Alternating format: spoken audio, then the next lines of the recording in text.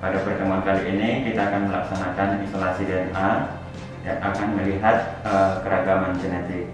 Untuk itu, mulai dari tahap awal kita akan melakukan isolasi sampai ke analisis DNA nanti. Perkenalkan yang asisten praktikum genetika yang pertama, mulai dari kanan. Nama saya Sarah. Nama saya Mentari. Nama saya Nana. Jadi kami nanti yang akan menjelaskan tentang isolasi DNA untuk analisis keragaman genetik.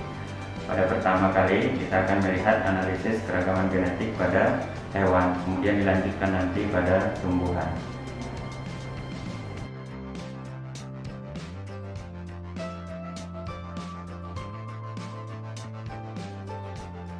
Jadi semua di sini adalah sel darah total, jadi ada sel darah merah, ada sel darah putih, ada plasma darah. Kemudian yang kita mau mengambil sel darah putihnya saja, karena di sel darah putih itu ada inti selnya, kemudian di sana ada DNA-nya. Jadi supaya nanti kita bisa memperoleh DNA lebih banyak, kita harus sentrifuge dulu supaya nanti setiap komponen darahnya itu terpisah. Jadi yang kita ambil nanti sel darah putih, yang nanti sel darah putih ada di tengah, plasma darah pasti di atas nanti. Oke, kita sentrifuge dengan kecepatan sekitar 3000 selama 3 menit.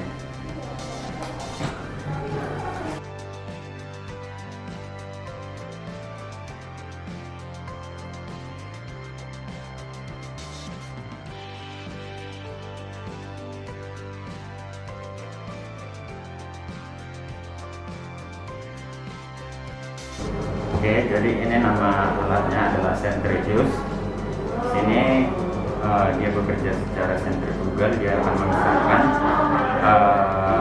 per komponen dari benda cair. Tetapi apabila kita mengisolasi DNA dari jaringan otot, polikel, kita tidak menggunakan ini. Jadi kita hanya menggunakan alat ini apabila kita menggunakan darah dalam mengisolasi DNA, karena kita butuh pemisahan antara komponen dari darah tersebut, karena di darah itu kan yang mengandung inti sel hanya sel darah putihnya, jadi kita hanya mengambil sel darah putih nanti, tetapi tidak 100% sel darah putih itu bisa kita dapatkan. Kita hanya ingin menambah kuantitas dari sel darah putih yang kita dapatkan nanti, karena kita hanya butuh sekitar 200 mikron sel darahnya. Nanti kita akan isolasi menggunakan kit. Setelah kita mensentrifuge sampelnya, saat ini kita mau perkenalan sama alat-alat yang bakal kita gunain di isolasi DNA. Yang pertama itu ada mikropipet. Jadi di sini ada 3 jenis mikropipet. Jadi ada yang putih, yang kuning, sama yang biru. Nah di sini tuh ada bedanya. Kalau yang putih ini untuk sampel yang ukurannya 0,5 sampai 10 mikroliter. Terus yang kuning ini ada 3 jenis juga. Jadi yang pertama itu ada yang untuk ukuran 10 sampai 100 mikroliter. Terus ada yang 20 sampai 200 mikroliter. Terus sama 2 sampai 20 mikroliter. Terus yang terakhir ada yang warna biru, itu untuk ukuran sampel 100 sampai 1000 mikroliter. Terus kemudian ada juga alat yang namanya vortex cut. Vortex ini untuk menghomogenkan larutan yang akan kita pakai nanti. Kemudian ada mikrotub. Nah nanti mikrotub itu bentuknya seperti ini. Ukurannya itu 1,5 mili. Kemudian ada tip. Nah tip ini tuh bakal kita pakai kalau misalnya kita mau ngambil larutan pakai mikropipet. Tip yang kita gunakan juga tergantung sama mikropipet yang kita gunakan. Tergantung warnanya, mau pakai warna yang putih, kuning atau yang biru. Terus ada juga water bath. Ini kita pakai water bath. Nanti kita bakal pakai untuk lanjutin proses isolasi DNA. Terus pusing juga Mbak. Oh, ini alat centrifuge. Beda sama centrifuge yang kita gunain di awal tadi. Kalau yang ini untuk centrifuge yang ukurannya tuh lebih kecil dari yang kita gunain tadi. Ya. Jadi kita di sini untuk melakukan isolasi ini kita pakai kit yang sudah diproduksi dari pabrik. Sebenarnya kita punya kit yang manual, tapi hasilnya nggak akan semaksimal kalau semisal kita pakai kit dari pabrikan gini. Terus untuk kali ini kita pakai Gen 8 yang Presto Mini GDNA Bacteria Kill. Terus sekarang kita bakalan lihat isinya. Yang pertama itu ada protokolnya. Nah, protokolnya ini itu ada isinya tentang gimana step-step kita memakai kitnya ini. Nah, untuk yang ini kita kalau untuk pakai kit yang ini kita cuma berlaku untuk bakteri sama darah.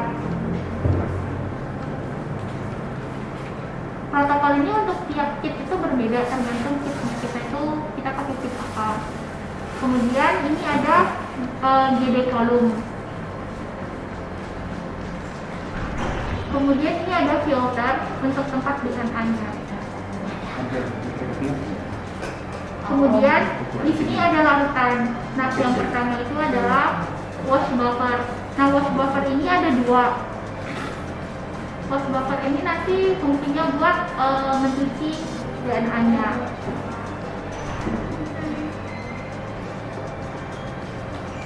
Kemudian ada GB buffer. Nah, GB buffer ini nanti yang pertama bakalan kita pakai buat isi selnya. Terus yang terakhir adalah addition. Addition buffer ini buat melepasin si DNA dari filternya yang tadi yang sudah kita tarik. Pertama tadi kita sudah punya sampel. Kita tadi mau isolasi dari darah hewan. Ini kita ada punya. Ini sel darah hewan dari kambing. Jadi kita ada 5 sampel darah kambing yang betina. Kita mau melihat keragaman genetiknya nanti. Kemudian tahap pertama yang akan kita lakukan adalah pengambilan 200 mikron darahnya. Yang kita ambil adalah sel darah putihnya. Pertama kita buat dulu mikropipet kita yang sesuai, dan ini ukurannya adalah 200 mikrolit. Ini harus pas ya, karena nanti kalau kita ambilnya terlalu banyak atau terlalu sedikit maka tidak sesuai dengan protokol. Kemudian cara mengambil ini tipnya harus steril ya. Jadi ini kita buka dan kita gunakan tangan kanan, kemudian ini, dan ini harus langsung kita tutup supaya tetap steril. Kemudian cara pengambilan darahnya itu tadi kita kan sudah sentrifuge, dan ini adalah whole blood atau darah total. Jadi sel darah putih itu berada, kalau sudah kita sentrifuge itu berada sekitar di tengah ini. Jadi karena ini sudah lama disimpan maka tidak bisa kita lihat secara kasat mata. Kalau ini darah segar pasti akan kelihatan. Setelah disentrifuge itu ada sel darah merah, kemudian sel darah putih, ada plasma darah. Kemudian kita agak aja dalam pengambilannya itu sekitar di tengah. Caranya seperti ini. Kita masukkan mikropipetnya ke dalam dan kita agak hampir di tengah pengambilannya. Kita tekan dulu, kemudian kita ambil dan di sekitaran di tengah.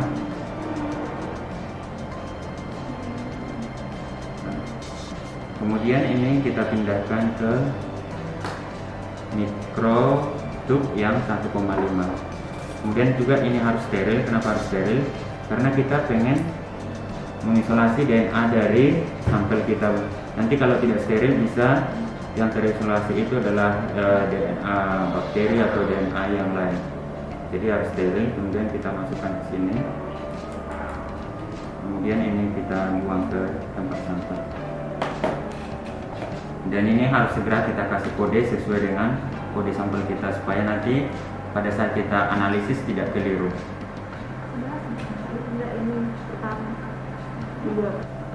Nah, saat ini kita akan memulai tahapan yang pertama. Tahapan yang pertama itu kita mengikuti sesuai dengan protokolnya, di mana kita menggunakan darah, jadi kita menggunakan protokol yang darah. Nah, untuk tahapan yang pertama, kita akan mengambil 200 mikroliter sampel darah dan dimasukkan ke tub yang kecil. Tub yang kecil itu yang seperti ini, yang 1,5 mili. Nah, kita akan mengambil dengan menggunakan mikropipet 200 mikroliter.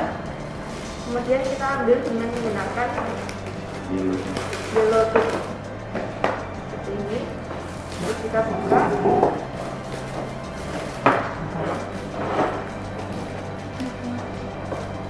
Gitu.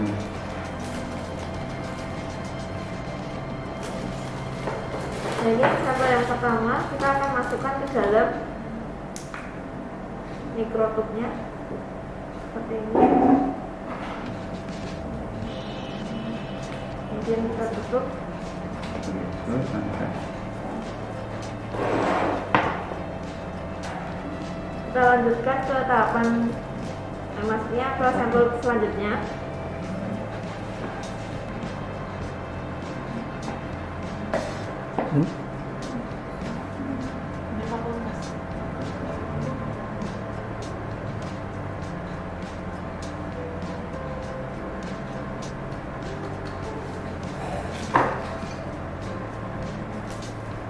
Ini kita masukkan ke dalam kependudukan seperti ini. Terus kita labeli.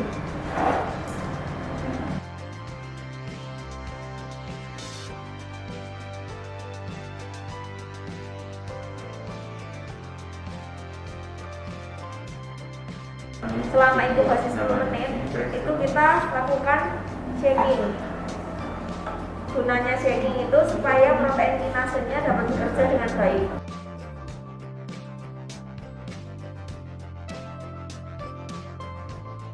Sampai dirasa tidak ada yang mengendap di bawah.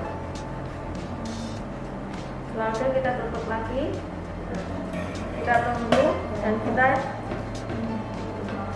akan shaking kembali setelah 3 menit. Nah, setelah kita inkubasi selama 10 menit, kita akan menambahkan GB buffer ke dalam sampel kita.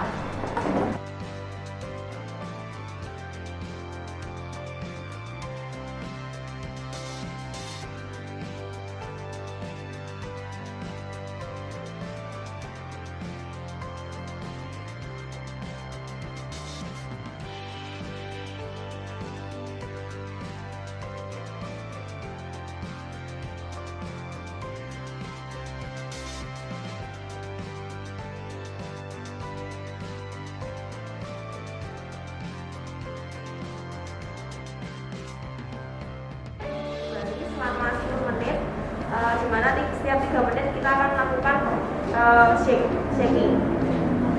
Nah, untuk inkubasinya kita akan melakukan inkubasi di suhu 70 derajat Celcius. Inkubasi yang kedua, kita akan menyiapkan elution buffer yang akan kita panaskan di inkubasi sambil menunggu inkubasi sampelnya. Kita masukkan ke dalam, menambahkan etanol absolut, di mana fungsinya itu untuk meningkat DNA, jadi komponen lain selain DNA itu akan hilang.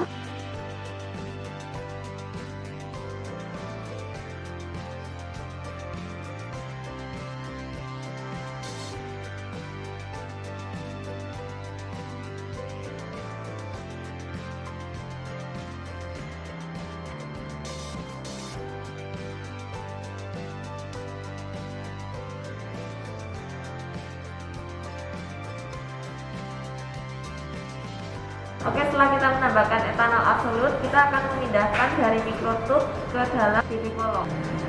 Nah, untuk mikropipet yang kita gunakan itu kita atur di 600 mikroliter karena ini sampelnya kurang lebih 600 mikroliter.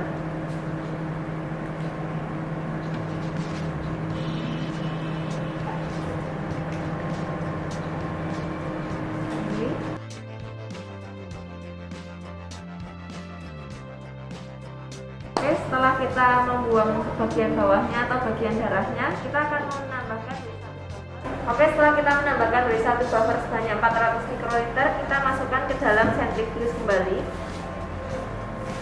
Ini kita harus memasukkan secara seimbang supaya sentrifugenya bisa berjalan dengan baik.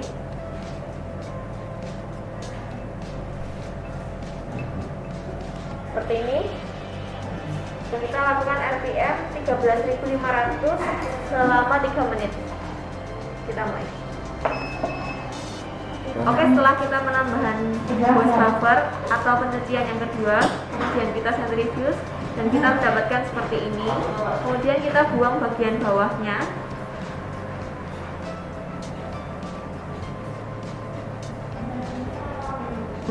Kemudian kita tutup kembali.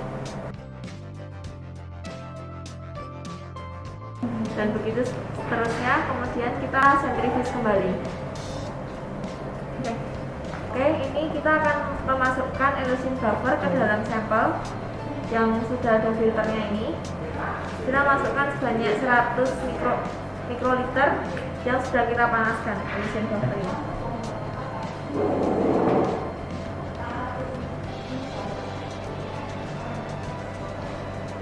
Kita masukkan di bagian tengah, tapi jangan sampai kena filternya.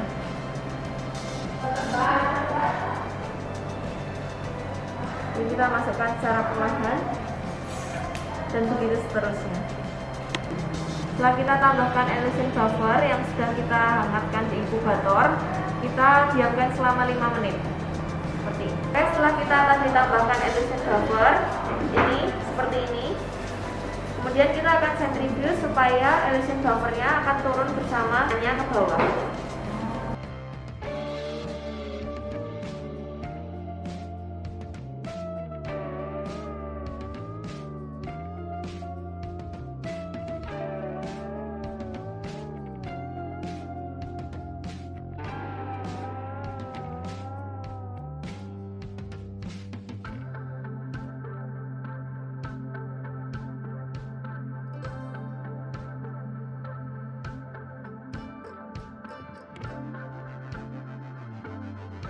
Kemudian kita centrifuge selama 1 menit sebesar 13.500 rpm. Tahap pertama tadi kita sudah selesai isolasi DNA dan kita sudah mendapatkan DNA dari sampel kita ini sebanyak 100 mikroliter. Kemudian kita ingin melihat apakah di sampel ini terdapat DNA sebagai hasil isolasi kita. Caranya yaitu dengan melakukan elektroforesis. Di sini kita menggunakan gel agarose untuk elektroforesis. Nanti kita akan dapat melihat hasil isolasi kita itu apakah berhasil atau tidak. Jadi akan kita masukkan sampel kita. Ini larutan TAE, ini 1 kali sudah diencer, dan ini kita gunakan secukupnya. Kita masukkan ke chambernya, chamber elektroforesis. Ini secukupnya sampai gel yang kita gunakan itu tenggelam. Dan ini kita buka, ini sudah padat, sudah bisa kita gunakan.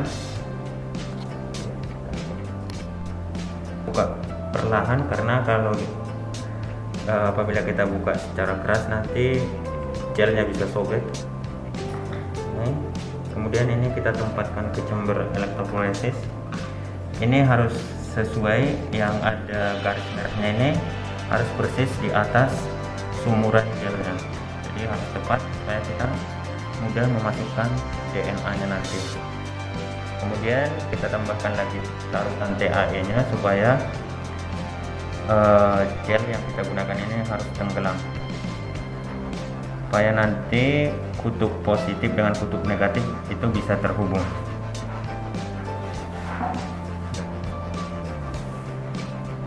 Ini sudah tenggelam dan sudah bisa kita masukkan DNA yang kita punya, dan harus dipastikan tidak ada gelembung udara di dalam sumurannya atau wellnya, supaya DNA yang kita masukkan itu nanti tidak mencar kemana-mana.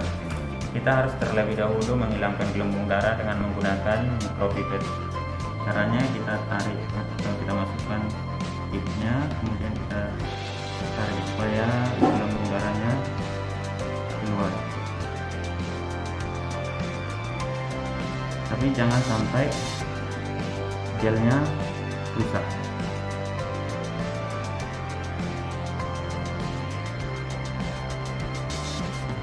Oke, gelembungnya sudah tidak ada lagi. Saatnya kita memasukkan sampel ke dalam saluran elektrofresh.